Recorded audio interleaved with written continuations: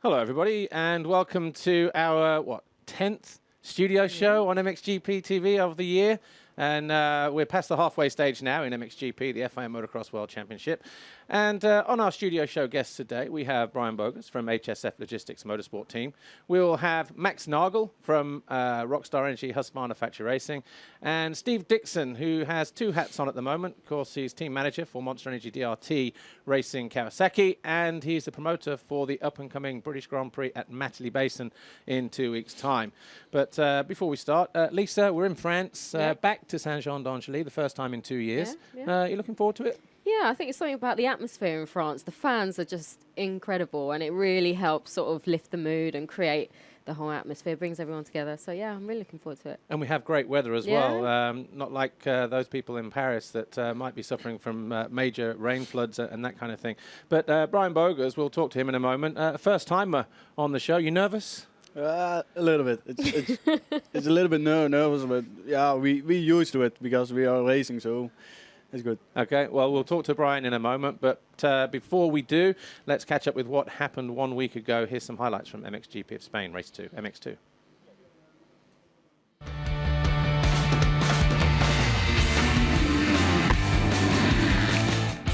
In MX2 Race 2, Max Anstey was looking for a better start this time.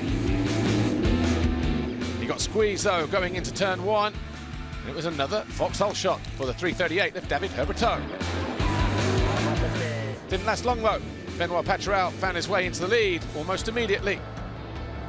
Jeremy Seewer got a much better start, and he was right behind his main championship rival as Herbertot fell halfway round the first lap. Benoit Paturel led. Hurlings was second. Jonas and Seewer battled over third for the entire moto. These two going after second in the World Championship chase.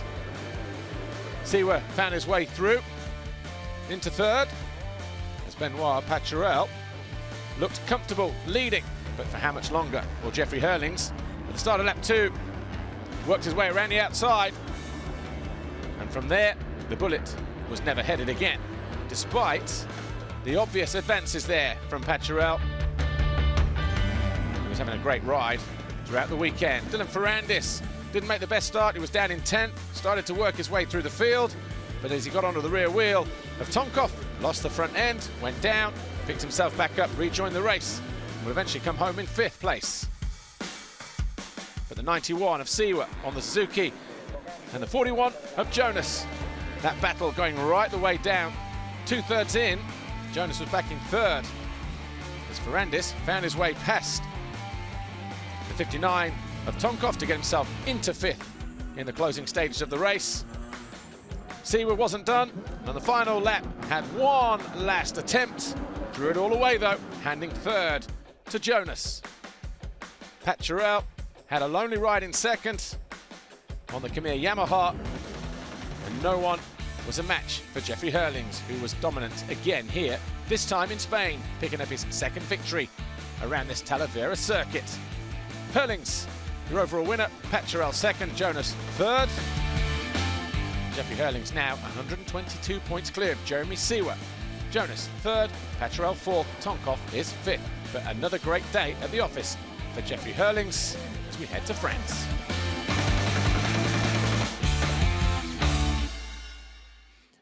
Well, that was last week, and that was Talavera de la Reina. But now here we are at Saint-Jean-d'Angely again, just on the west coast of France.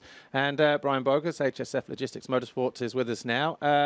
Thanks for joining us here in France, round 10 of the Motocross World Championship. But whilst a lot of people in MXGP see you now in MX2, you did your time in the EMX 250 class. You did all right as well, didn't you? Second overall 2 years ago, 3 wins. It was a nice way to make your way into MX2.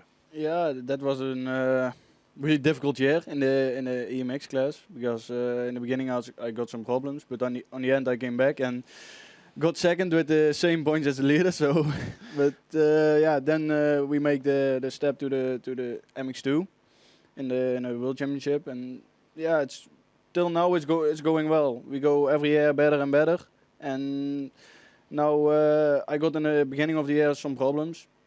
Some bad luck, but now we are on the right way again, and I feel really comfortable with the bike, and And yeah, the tracks normally like Spain, it's not really my track, but still I did a great job, especially the first heat. Second heat, I was in top 10, so it's nothing bad. And yeah, I'm just looking forward for today, for this weekend. Like you said, you moved up to MX2 last year. Was it harder than you thought, perhaps, moving from EMX 250? When I was racing the EMX 250, I did already some GPs, like between the races, and then I know it's going to be a hard step because when I did like time practice and I pushed for one lap, it's like when I pushed one lap, I knew that I need this lap, what I pushed, I need to do that 30 minutes moto.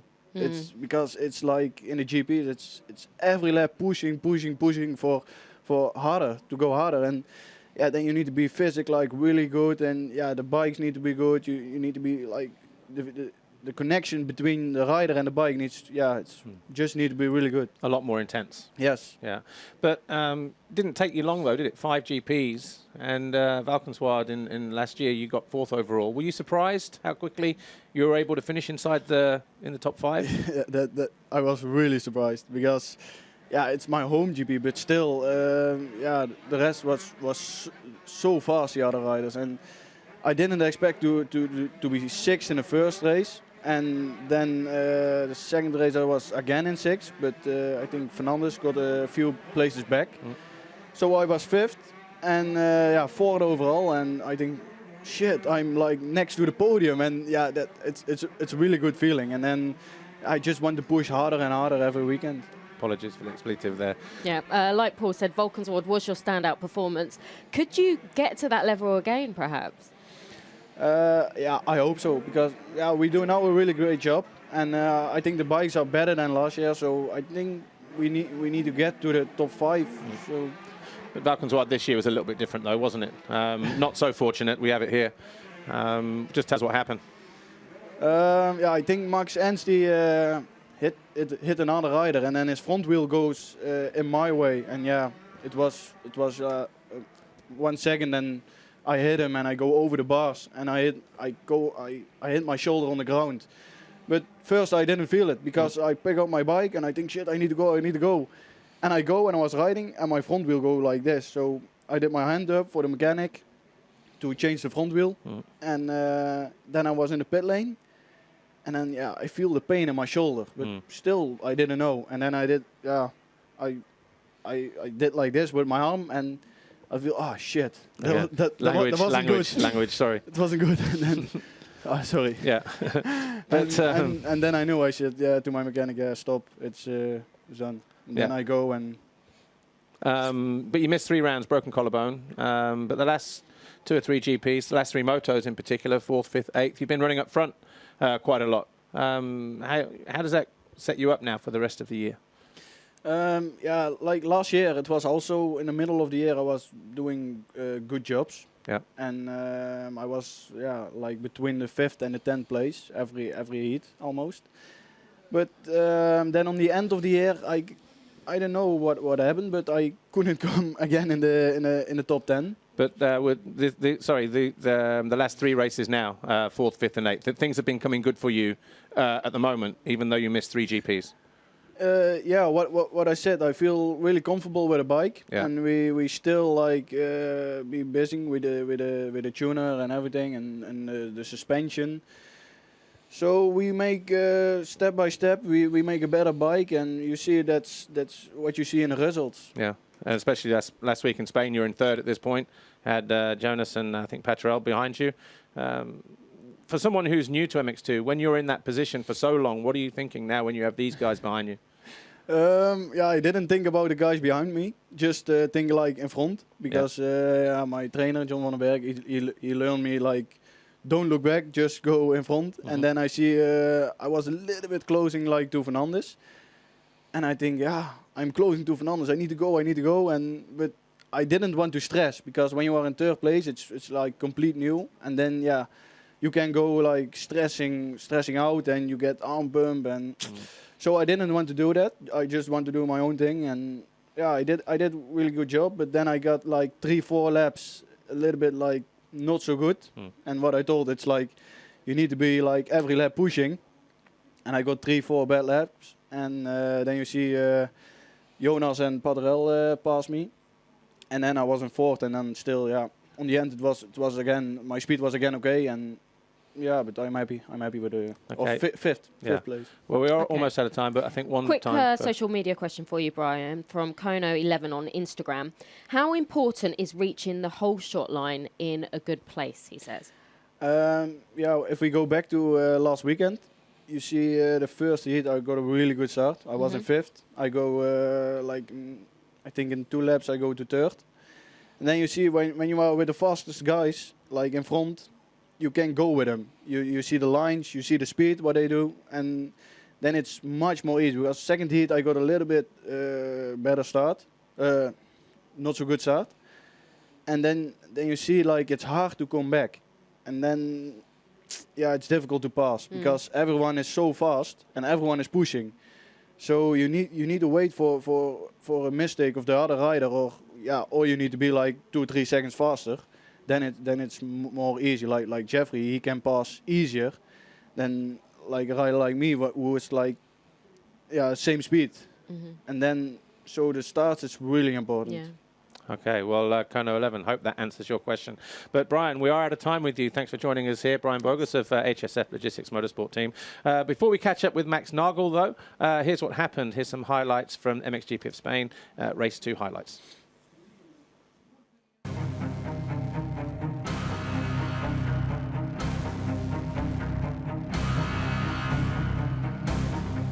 Angus Heidecker fell down the start straight after banging bars with Christophe Charlier, but Tony Cairoli again not getting out of the gate. It was Max Nagl on the Rockstar Energy Husqvarna with another foxhole shot. Geiser up the inside of Paulin as Strybos and Tommy Searle fell down the first big uphill. They would not rejoin the race. Geiser immediately into second, went back after the 12 of Nagl in what was a repeat performance of race 1, even the place where he passed Nagl to take the lead, this time a lap earlier. Nagl tried to keep the Slovenian in his sights, but it was no good. Cairoli, again, looking a little bit more aggressive in the second race on his Red Bull KTM as he charged his way through the field. Fevre was out to gain as many points as possible, was under pressure from 92. Valentin Guillot. Guillot went by to take 5th, about a third of the way through the race, as Cairoli struggled to find his way past Dessau.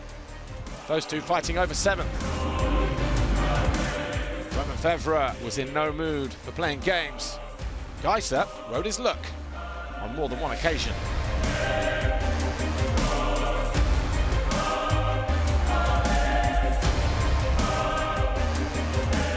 Nagl was out on his own in second, pulling clear of Paulin as Cairoli bit the dust. Lost a position to Van Horbig, would eventually come home in 9th place.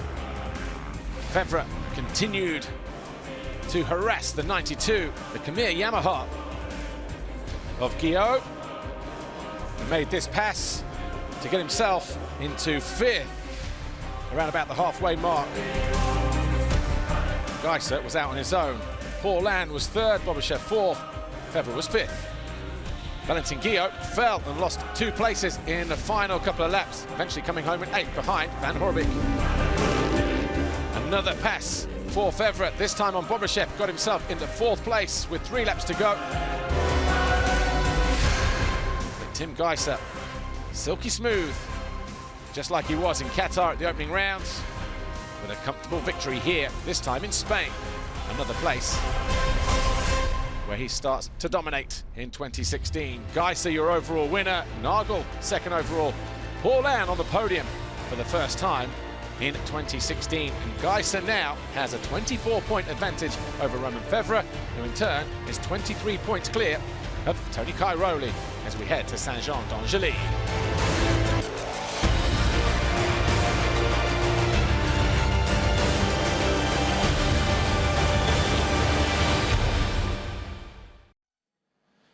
Well, our next guest is here, of course, Max Nagl, Rockstar Energy Husqvarna Factory Racing. Welcome to our studio show, Max, on MXGP TV. We're live, as always.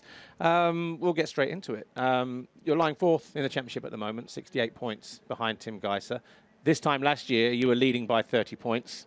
And you took the first round by storm. We're going to cast your mind back to 15 real quickly to Qatar. But you took the first round by storm last year, didn't you? And that seemed to set you up perfectly up until this point last year. Would you agree?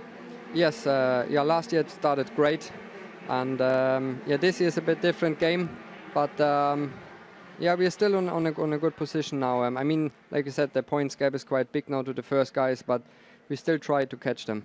Yeah, and but in terms of your winter season, your winter preparation, that kind of thing, have you done anything differently? Because, like I say, when you won in Qatar last year, I guess people and doing what you did, you won 5 races, you won Grand Prix, you were leading the championship, and you were dominating. I guess people expected you to be that dominant from Qatar, from Thailand, right immediately at the beginning of the season. So have you done anything different, or do you think it's just the 12th and the DNF from the first 2 rounds that have really hurt your season so far? It was a bit of a mix. First of all, we got a brand new bike over the winter. It was everything new, so we had to start kind of from zero again.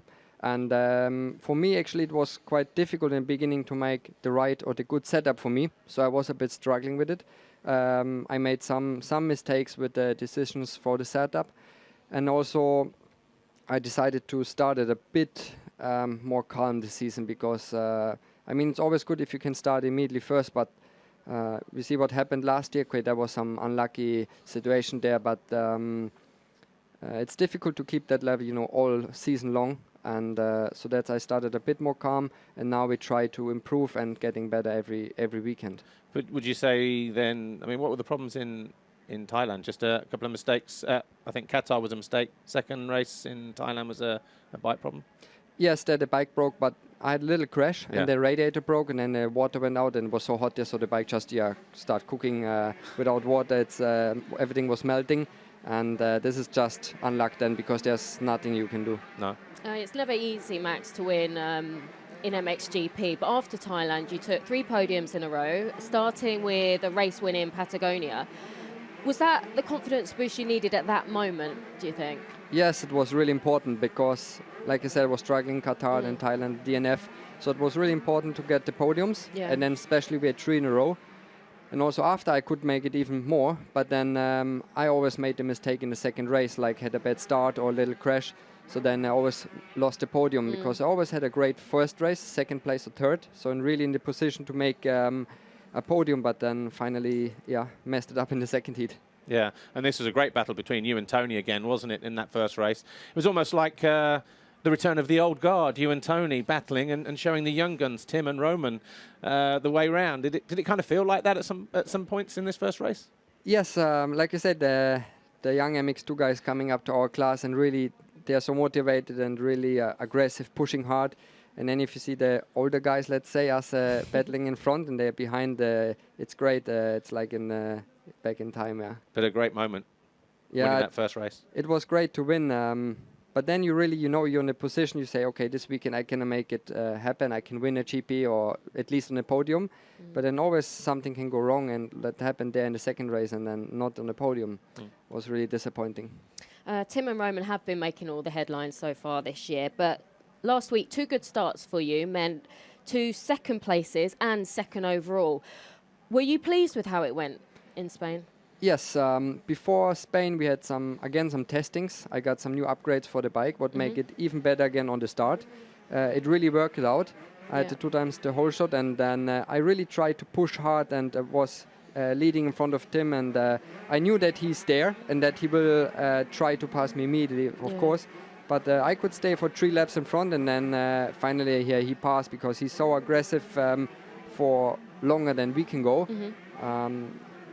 But I was happy with the second place. It was good for the team, good for us again, so it was okay. I was talking to your team manager yesterday, Antti, and we were talking about this performance last week, and he did say, Tim was on another level last week, then you were on a level above everybody else, but clearly you were the 2 best riders there last week. Would you agree? Yes, I think so. Especially the first 10 minutes, we had our lap times were like between 1 and 1.5 seconds faster than the rest. So we were really pushing each other, and yeah, it was fine. Yeah. First podium in 4 GPs. Yeah. It's always nice to stand up there, isn't Always it? good. Yeah. What's it Okay. going to take, do you think?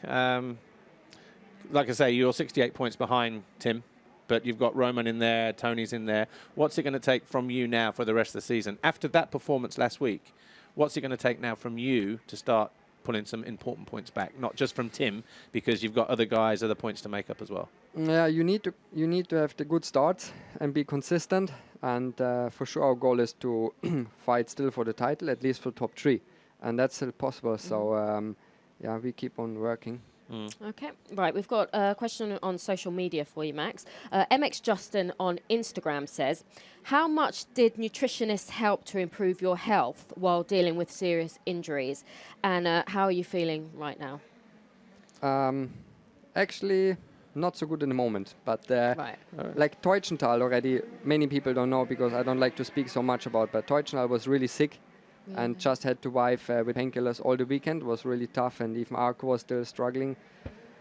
And now, yesterday I got again some sickness, some food poisoning, so throwing up all night and couldn't sleep. Yeah. So was that the same in Teutschenthal as well? This kind of... No, that was something different. That was just from the trip home from Mexico, you know, with all the air conditioning, and I'm really sensitive in the body for all the bacterial influence, you know. It's a bit sad, and it's always tough for a sportsman when you get sick because you cannot train, you're not on your best level. Yeah. So it's again this weekend. So, but I'm feeling okay. It's just going to be really tough, you know. If you're mentally quite strong, yeah, you can go through it, you know, you can push hard, but then it's quite tough for the body. Yeah. Okay, well, Max, we are out of time, but sorry to hear that you're not feeling 100%, but I'm sure you'll get through it as best you can. Yeah, of course. Like I say, I always try my best, and I already take really care about my food and everything. But still, you can get some bacterial. There's nothing you can do, and it's part of life. And thank you, MX Justin. Great question, by the way. But Max Nagl, Rockstar Energy, Husqvarna Factory Racing. Hopefully, he'll get through this weekend and not lose too many. Hopefully, he can gain a few points as well. That's the plan. Right, before we meet Steve Dickson, the Monster Energy DRT Kawasaki team manager, here's a quick look at what we can look forward to a little later on in the year in October. So don't forget, the Super Motocross Riders and Manufacturers Cup takes place at the Veltins Arena in Germany on October the 8th. Tickets are on sale at mxgp.com. Click the event on the calendar for more info on our website. And don't forget to keep on liking us because we've reached 400. Because when we've reached 400,000 likes on Facebook, we will randomly select a lucky winner who will win 2 VIP Skybox Gold passes plus 1 night's accommodation at the Monster Energy SMX Riders and Manufacturers Cup. And for a chance to win, don't forget, like and share the SMX Cup post on our MXGP Facebook page, or for more information, go to mxgp.com. Right, Steve Dickson joins us now, and how you feeling? We just watched the MX2 practice a moment ago. Sever, your man, had a bit of an off, didn't he? Yeah, had a bit of a big one. He's okay. His ankles, he's just been in the medical and no broken bones, just a little bit of damage, but he's riding okay. Yeah, so he crashed right in front of me, actually, on this jump here. High-sided on the takeoff and just bit it pretty bad. But not the best start. No, it's part of racing. But we just saw a promo clip there for the upcoming Monster Energy Riders and Manufacturers Cup in Germany on October the 8th. As a team owner and being heavily involved in, for a long time with Yamaha and now obviously the last couple of years with Kawasaki, what are your thoughts on that event coming up in October? Yeah, it's something different, isn't it? Yeah, I mean, anything that, creates attention over the off-season is good. I mean, various countries have tried Supercross series in Europe, and I think it's good to have some really professional races in the off-season to keep the attention. I mean, it works in America, so as long as it's done properly, I think it's a good step forward. Well, I'm sure it will be, but it's also important to stress that it's not a Supercross event. It's a motocross event inside an arena. No, that's right. I mean, say just any type of event would be good, and it's exciting to have all the manufacturers to go to something different. Well, as a promoter of the MXGP of Great Britain coming up in 2 weeks, 18th, 19th of June, you know exactly what goes on behind the scenes. The Festival of 2012, for instance. This was a massive event. How is it, to arrange not just something like this, but also for a round of the World Championship? Yeah, I mean, as probably everyone knows, in England it's a lot more difficult than I'd say every other country from a health and safety point of view and all the sort of red tape. But I think in a way it's good, for the safety of spectators and the riders and everything like that. It's difficult, but it's a lot easier now than, I think this is my 9th event I'll be doing. Really? Yeah, I've done like Matchams, I did Matterley GP in 2006, the Nations in 2006, and then 11, 12, 13, 14, 15, and now 16. So, yeah. Does it get any easier? Yeah, every year it gets easier in some ways, but there's, more and more, restrictions, and, this year there's like a construction management that is, health and safety across the board from England and all sorts of things. But, yeah, in a way it's a good way to, control the event and have, the safety. So that's the main priority. Cool. And how's it looking down there at the basin right now? How's the track looking? Yeah, good. I mean, Justin's there now. He's got everything dialed in. He's got a few little bits he's going to put in for this year. And, yeah, so we've made a few changes, mainly for the big skybox, for the Ustream hospitality and everything like that. So, just relocating a few things. Yeah, no, it's good. The atmosphere is always great there as well. Is there any post-race entertainment we can look forward to? Yeah, there's always some music up in the, by the campsite, and then afterwards there's some random DJ comes from Wales and seems to take over the, in the campus from like 2 o'clock onwards. And show us your dance moves.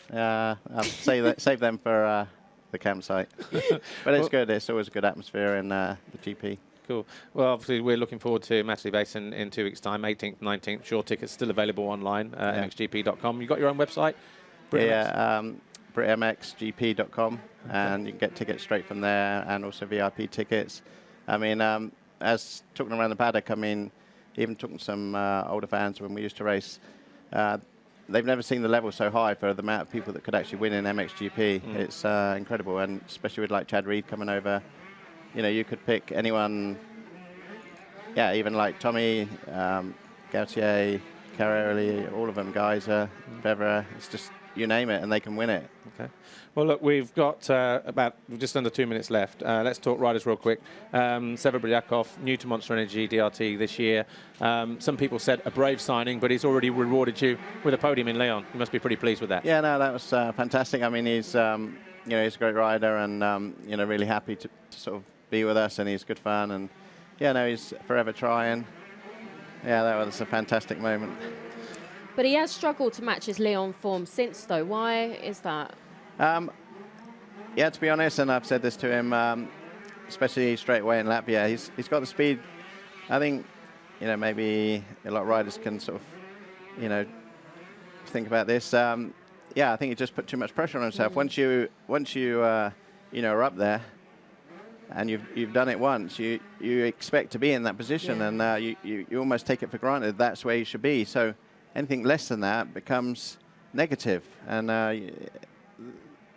it's just difficult out there. Same as in MXGP, you could be 13th or you could be 3rd, and you'd be the same rider, and it's very, very difficult, to deal with the mental sort of side of the racing.